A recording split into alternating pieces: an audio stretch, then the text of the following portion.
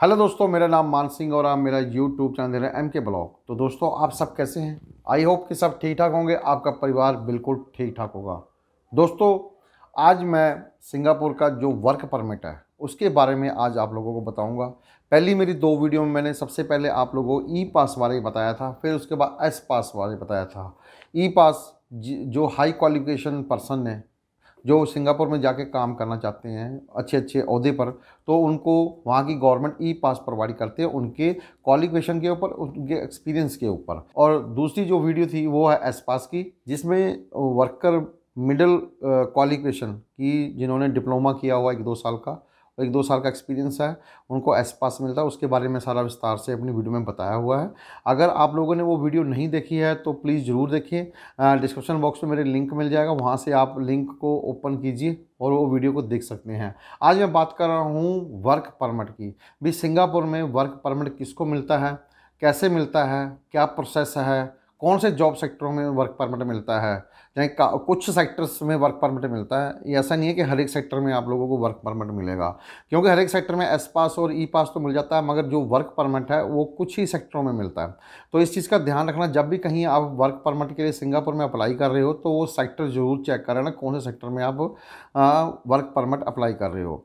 और इसकी जितना भी रिक्वायरमेंट है, क्या क्या उन्होंने रिक्वायरमेंट है, आपको वीज़ा कैसे मिलेगा, कौन वीज़ा अप्लाई करेगा, और जाने के बाद वहाँ पर क्या क्या हम लोगों को डॉक्यूमेंट सबमिट कराने पड़ेंगे, इसके बारे में इस वीडियो में विस्तार से बताया हुआ है। आप शुरू से लेकर लास्ट तक वीडियो को जरूर देखना, तभी आपको पता लगेगा कि आप वर्क परमिट में सिंगापुर जा रहे हैं तो वो कौन कौन सा डॉक्यूमेंट्स है या कौन कौन सा प्रोसेस है जो कि सिंगापुर वर्क परमिट में हम लोगों को करना पड़ेगा। तो अभी मैं बात करता हूँ वर्क परमिट की। भी सिंगापुर में वर्क परमिट के लिए क्या क्या क्वालिफिकेशन रिक्वायरमेंट है। देखो, semi skill person, mean semi skill का पर्सन का मतलब है जिसने 6 महीने का कोई कोर्स किया हो, नहीं भी किया हो तो उसके पास एक्सपीरियंस तो है ना, तो वो बंदे जा सकते हैं सिंगापुर में वर्क परमिट में। तो ऐसी पढ़ाई तो देखो, बेसिक पढ़ाई तो ज़रूरी है, जिसमें 10th पढ़े हो या +2 कितने हो, मगर क्या कि उसने डिप्लोमा थोड़ा सा कम किया हुआ है, जैसे कि 6 महीने का डिप्लोमा किया या नहीं किया, उसके पास एक्सपीरियंस ज़रूर है, वो बंदे वहाँ पर वर्क परमिट पे जा सकते हैं। तो जो वर्क परमिट है ना, कुछ ही कंट्रियों के वर्करों के लिए ही सिंगापुर में अप्रूव्ड है। जैसे कि सोर्स कंट्रियाँ जो होती हैं उसमें हमारा इंडिया भी है, पाकिस्तान भी है, और भी कई कंट्री हैं जो सोर्स कंट्रीज़ को बोलते हैं, उनके ही वर्करों को ही सिंगापुर में वर्क परमिट मिलता है। अभी मैं आप लोगों को बताऊंगा कौन से सेक्टर हैं जिसमें आप लोगों को वर्क परमिट मिलता है। वो सबसे पहले है constructions, manufacturings, mineral, shipyard, processing and service sector, जिसमें ही आप लोगों को वर्क परमिट मिलेगा। इसके अलावा जो और अदर सेक्टर हैं उनमें वर्क परमिट आप लोगों को नहीं मिलेगा। सिंगापुर में इस चीज़ का ध्यान रखना। आप जब भी आप कभी भी अप्लाई करते हो, मीन की जॉब ढूंढते हो गूगल के ऊपर, तो ये ज़रूर ध्यान रखना कि वर्क परमिट के लिए आप कौन से सेक्टर चूज़ कर रहे हो और कौन से सेक्टर में आप लोगों को वर्क परमिट मिलेगा। तो अभी बात करेंगे कि वर्क परमिट कौन अप्लाई करता है। देखो, वर्क परमिट आप नहीं अप्लाई करोगे, वर्क परमिट करेगा आपका एम्प्लॉयर या आपकी कंपनी, जिसने आपको वर्क परमिट पर अपनी कंपनी में काम करने के लिए बुलाना है। वो किसके थ्रू मिलेगा? वो MOM के थ्रू, मीन की मिनिस्ट्री ऑफ मैन पावर जो सिंगापुर की, उसके थ्रू ही आप लोगों को वीज़ा मिलेगा, वर्क परमिट भी उनके ही थ्रू मिलेगा। तो इस चीज़ का ध्यान रखना। कोई कहता है कि हम इंडिया से आपका वर्क परमिट करवा देंगे सिंगापुर का, तो ये गलत है। आपका जितना भी वर्क परमिट है आपका सिंगापुर में ही बनेगा। और एक बात का ध्यान रखना कि कोई भी स्टिकर वीज़ा के लिए बोलता है, स्टिकर वीज़ा बिल्कुल ही गलत है। वहाँ पर कोई भी स्टिकर वीज़ा किसी को नहीं मिलता, वहाँ मिलता है ई वीज़ा। ई वीज़ा का मतलब है कि आपको एक प्रिंट आउट टाइप वीज़ा होता है, जैसे कि हम A4 साइज़ प्रिंट करवाते हैं, ऐसे ही आपको वीज़ा मिलेगा कागज़। उसमें ही आप लोग जब जाओगे तो वहीं पर ही स्टैंप वगैरह आपके एयरपोर्ट पे लगती हैं, पासपोर्ट के ऊपर ही लगती हैं, स्टिकर वीज़ा नहीं लगता। अभी बात करेंगे सैलरी। भी सैलरी कितनी है? सैलरी कोई वहाँ पर डिसाइडेड नहीं होती है। वर्क परमिट वाले की सैलरी कितनी है वो MOM ने कि जो वेबसाइट है उस पर लिखा हुआ नहीं है। इसका मतलब है कि वहाँ पर कोई भी सैलरी जो वर्क परमिट में वर्कर को मिलती है वो एक्सेप्टेबल है, और वहाँ की जो कंपनी है वो उनको ये चीज़ दिखानी नहीं पड़ेगी कि हाँ हम लोग इतनी सैलरी दे रहे हैं, या एमओएम की कोई शर्त होगी कंपनी की भी, आपने वर्क परमिट को पर्सन को जो फॉरेन वर्कर चाहिए उसको इतनी सैलरी देती है, ऐसा कुछ नहीं है। और इसका जो ड्यूरेशन है वो है 2 साल का। और इसका जो दूसरी बात है कि ये हर 2 साल के बाद आपका वहीं पर ही रिन्यू हो जाएगा। पहले नहीं हुआ करता था, मगर अभी वहाँ पर ही कंपनी आपका काम को देखते हुए रिन्यू करवा सकती है। और वर्क परमिट का कोटा सिस्टम है। मीन की कोटा सिस्टम का मतलब मैं आप लोगों को समझाता हूँ। कोटा सिस्टम क्या होता है? कोटा सिस्टम ये होता है कि जैसे किसी कंपनी में 100% वैकेंसीज निकली, तो उसमें से 20% फॉरेनर वर्कर के लिए, 30% फॉरेनर वर्कर के लिए, ये इसको बोलते हैं कोटा सिस्टम। बाकी की जितनी 70% या 60% या 80% बची, वो वहाँ के सिटीजन वर्कर्स के लिए होती हैं। अगर सिटीजन वर्कर की वैकेंसीज नहीं फिल होती है तो फिर वो प्लस कर देते हैं कोटा के अंदर, तो फॉरेनर वर्कर आके वहाँ पर काम कर सकते हो। तो कोटे सिस्टम में आपकी वैकेंसी जाएंगी, इतना ध्यान रखना आप। मेडिकल इंश्योरेंस वो आपकी कंपनी आप लोगों को करवा के देगी, और जब आपका सारा डॉक्यूमेंट अप्रूवल हो जाएंगे, वीज़ा आपको मिल जाएगा, तो उसके बाद का प्रोसेस है मेडिकल इंश्योरेंस का, वो आपकी कंपनी आपको करवा के देगी। बाकी जितने भी लिंक हैं वो आपका कैसे सेक्टर आपने चेक करना है, किस सेक्टर में हम वर्क परमिट अप्लाई कर सकते हैं, प्रोसेस क्या क्या है, उसका मैं डिस्क्रिप्शन बॉक्स में लिंक सभी का मिल जाएगा आपको। आप वहाँ से जाके लिंक को डायरेक्टली क्लिक कीजिए और आप चेक कर सकते हैं उनकी वेबसाइट पे जाके। आराम से पढ़िए और फिर आप उस चीज़ को समझिए। समझने के बाद फिर आगे आपने जो वर्क परमिट के लिए अप्लाई करना है तो आप अप्लाई कर सकते हैं। अभी बात करते हैं हम लोग कि सिंगापुर में वर्क परमिट के लिए हम जॉब कैसे ढूंढें। देखो इसके 2 प्रोसेस हैं। एक तो खुद जॉब ढूंढें, या फिर सिंगापुर की जो गवर्नमेंट अप्रूवल जॉब एजेंसीज हैं उनसे साथ कांटेक्ट करें, उनकी साइट्स देखें। साइट के देखो गूगल पे आप सर्च करके देख सकते सिंगापुरी government approval agency job agencies है, उनसे टाई अप कीजिए।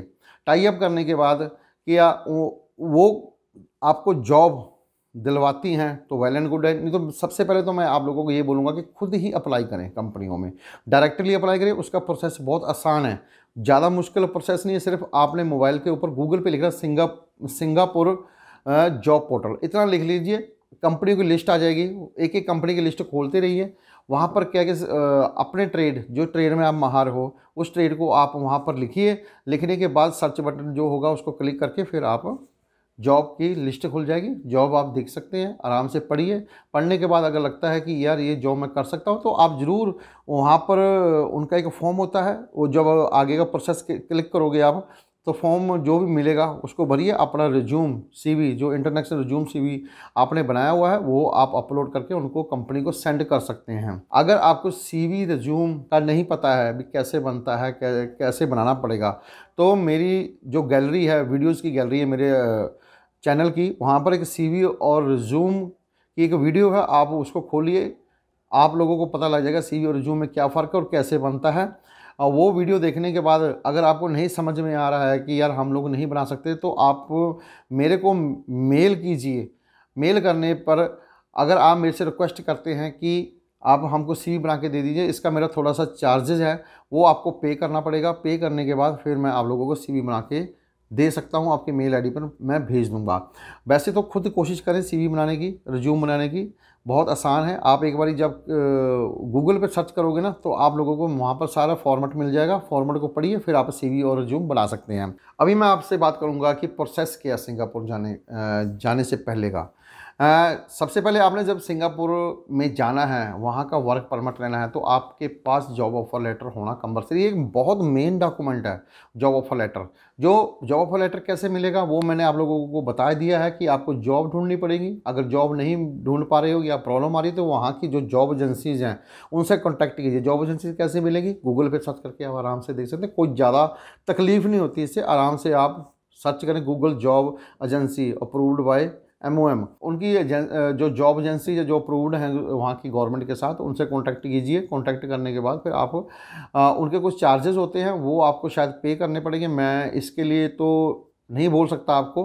मैं यही बोलूँगा कि आप खुद कोशिश करें जॉब ऑफर लेटर लेने के लिए। आप उनकी कंपनी में अप्लाई करें, आप खुद ही जॉब ऑफर लेटर मिल जाता है। फिर उसके बाद आपका जो वर्क परमिट है उसका प्रोसेस चालू होता है।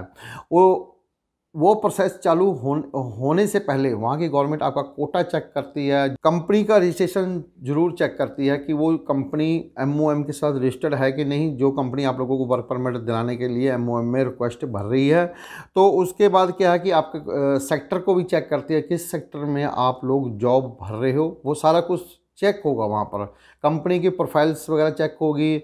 उसके बाद क्या है कि सेक्टर चेक होंगे, आपका कोटा चेक होगा, फिर आपका जो नेक्स्ट प्रोसेस नेक्स्ट चालू होगा। फिर आपका जो वर्क परमिट अप्लाई होता है, वर्कर काम करने के लिए आ रहा है, उस कंपनी को आपका सिक्योरिटी बॉन्ड वहाँ पर भरना पड़ेगा। फिर आपका जो मेडिकल इंश्योरेंस वो भी आपको कंपनी करके देगी। जो वर्कर कंपनी में काम करने के लिए आ रहा है, उस वर्कर की प्रोफाइल रजिस्टर्ड वहाँ करवानी पड़ेगी। तो ये चीज़ें आपके वर्क परमिट लेने से पहले पहले की ये प्रोसेसिंग है वहाँ की। फिर आप लोगों को मिलता है आफ्टर वीज़ा। इतना ध्यान रखना कि इसके लिए जो भी डॉक्यूमेंट आप कंपनी मांगती है वो डॉक्यूमेंट आप लोगों को प्रोवाइड कराने पड़ेंगे। वो कैसे प्रोवाइड हो, कंपनी आपको मेल आईडी के ऊपर रिक्वेस्ट भेजेगी, आप प्लीज़ ये डॉक्यूमेंट मेरे को सेंड कीजिए। आपका काम है कि फटाफट डॉक्यूमेंट तैयार करने हैं और आपने उनको सेंड करने हैं। कोरियर सेंड नहीं करना है, आपने एक PDF फाइल बनानी है, सॉफ्ट कॉपी, उसको उनकी मेल आईडी पर अपलोड कीजिए और उसको उनको पास भेज दीजिए। तो ये प्रोसेस है वहाँ का। जब वर्कर वहाँ चले जाता है, वर्क परमिट पे सिंगापुर पहुँच जाता है, पहुँचने के बाद क्या है कि जिस जगह पर वर्कर रह रहा है वो जगह रजिस्टर करवानी पड़ेगी। और उसके बाद क्या है कि मेडिकल एग्जामिनेशन होगा। ये चीज़ का ध्यान रखना, मेडिकल एग्जामिनेशन जो सिचुएशन आज चल रही है पूरे वर्ल्ड के अंदर कोविड-19 की, उसका भी एग्जामिनेशन पक्का होगा। उसके लिए क्या है कि कंपनियां इतना बड़ा पे नहीं करती, वर्कर को खुद अपनी जेब से पे करना पड़ता है। अभी तक जो वहाँ का समाचार जो आ रहा है कि कम से कम $2000 तक का पे हो सकता है, क्यों वहाँ पर कोविड भी टेस्ट होगा आपका, आपकी वैक्सीन्स जो भी हैं वो सारा कुछ वहाँ पर होगा, ऑल मेडिकल्स आपका होगा। क्योंकि कोविड के टाइम में हर मेडिकल जांच होती है, फिर उसके बाद वर्कर को अप्रूव्ड मिलता है वहाँ पर काम करने के लिए। जब वो मेडिकल एग्ज़ाम से पास हो जाता है, फिर उसको वहाँ पर काम करने का वर्क परमिट मिलेगा। फिर आपके जो वर्क परमिट मिलने के बाद फिर आपके जो फिंगरप्रिंट्स लिए जाएंगे, फिर उसके बाद फिर आपको कार्ड इशू होगा, वहाँ पर अप्रूव्ड होगा कि आप सिंगापुर में काम कर सकते हैं। तो ये हैं वहाँ के प्रोसेस, जो सिंगापुर गवर्नमेंट के कुछ अपने नियम कानून होते हैं। किसी फॉरेनर वर्कर को अपनी कंट्री में काम करने के लिए बहुत उनकी सिक्योरिटी देखी जाती है, उनके पूरे ऑल एड्रेस, कहाँ पर रह रहा है वो, क्या कर रहा है, क्या उसके पास कौन कौन से डॉक्यूमेंट्स हैं, ये सारा कुछ ऑल सब कुछ वहाँ पर चेक होता है। आपके सर्टिफिकेट्स जो आपके बेसिक पढ़ाई के सर्टिफिकेट्स हैं वो भी वहाँ पर क्रॉस चेकिंग होती हैं। और इस चीज़ का ध्यान रखना भी, किसी सिंगापुर में जा रहे हो तो ये कभी भी नहीं सोचना कि सिंगापुर में हम लोग ऐसे ही चले जाएंगे और वहाँ पर जाकर काम कर लेंगे। काम आप कर सकते हो, मगर क्या है कि आप काम मिलने की परमिशन से पहले पहले आपका काफ़ी कुछ चेक हो जाएगा वहाँ पर। तो अभी क्या है कि मैं इसके जितने भी लिंक है, जॉब पोर्टल के लिंक हो गए या MOM की जो साइट है उसके लिंक, और जो सोर्स मैंने आप लोगों को पहले बताए थे भी ये सोर्स हैं, उनके भी आपको लिंक मैं डिस्क्रिप्शन बॉक्स में डाल दूंगा सारे। वहाँ से आप चेक करते रहना। मेरी मेल आईडी भी आपको मिल जाएगी डिस्क्रिप्शन बॉक्स में, और आपको मेरी पिछली 2 वीडियोस के लिंक मिलेंगे, जिसमें एस पास और ई पास का, प्लस एक लिंक हो डालूंगा CV और रिज्यूम का। वो आप जाके वहाँ पर डिस्क्रिप्शन बॉक्स से डायरेक्टली क्लिक करके चेक कर सकते हैं कि ये वीडियोस में क्या क्या बताया है। तो उस हिसाब से आप प्रोसेस अपना स्टार्ट कीजिए और सिंगापुर काम करने के लिए कोई प्रॉब्लम नहीं है। सिंगापुर में सब कुछ ओपन है, काम वहाँ पर चल रहा है, फॉरेन वर्कर भी काम करने के लिए जा रहे हैं, मगर उससे पहले कोविड के जो टेस्ट हैं वो उन्होंने करने ही करने हैं। तो दोस्तों कैसी लगी ये वीडियो मेरे को कमेंट बॉक्स में जरूर बताना। चैनल को सब्सक्राइब जरूर कर देना, बेल आइकॉन के बटन को जरूर प्रेस कर देना, लाइक कर देना, शेयर भी कर देना। दोस्तों अभी मैं आप लोगों से इजाज़त चाहता हूँ। मेरी तरफ से आप लोगों को प्यार भरी सत श्री अकाल, जय हिंद।